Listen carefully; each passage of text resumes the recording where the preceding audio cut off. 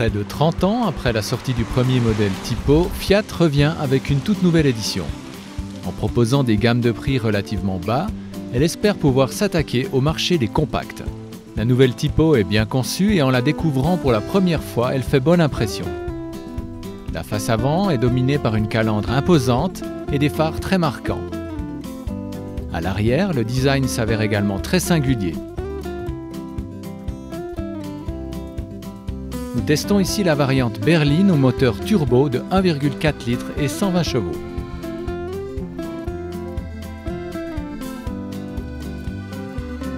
À l'intérieur, cette bonne impression est confirmée.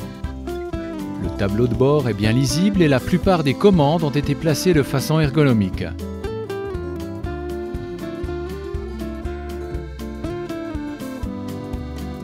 En y regardant d'un peu plus près, les éléments en plastique se révèlent cependant assez bon marché.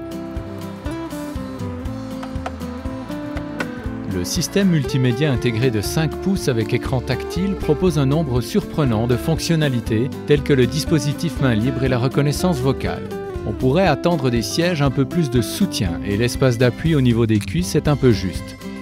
Le confort à l'arrière est bon et grâce à sa ligne de toit toute droite, l'espace est important au niveau de la tête. Avec ses 440 litres, le coffre est très spacieux pour un véhicule de la catégorie des compacts. En outre, les sièges arrière sont rabattables individuellement. Les performances de conduite sont également largement suffisantes, cette italienne étant capable de sprinter de 0 à 100 km/h en 10,1 secondes. Son châssis, parfaitement adapté, autorise par ailleurs un style de conduite sportif. La boîte à 6 vitesses est facilement maniable et très précise.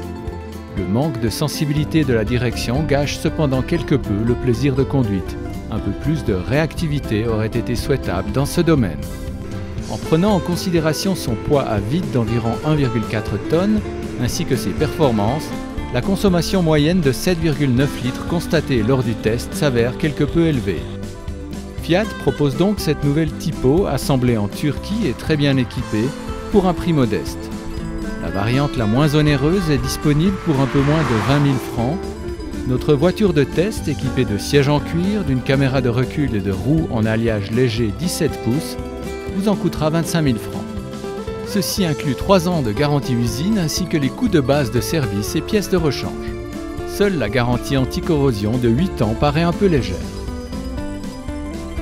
En ce qui concerne la sécurité, la Fiat Tipo est bien notée. L'assistance au freinage d'urgence est proposée en option. L'avertisseur d'angle mort ainsi que le système d'alerte de franchissement de voie ne sont pas disponibles. Bilan. La Fiat Tipo convainc par son excellent rapport prix-prestation, son espace intérieur et un design attrayant. Dans les points négatifs, relevons une consommation élevée, la faible réactivité de la direction et le manque de soutien des sièges en cuir proposés en option.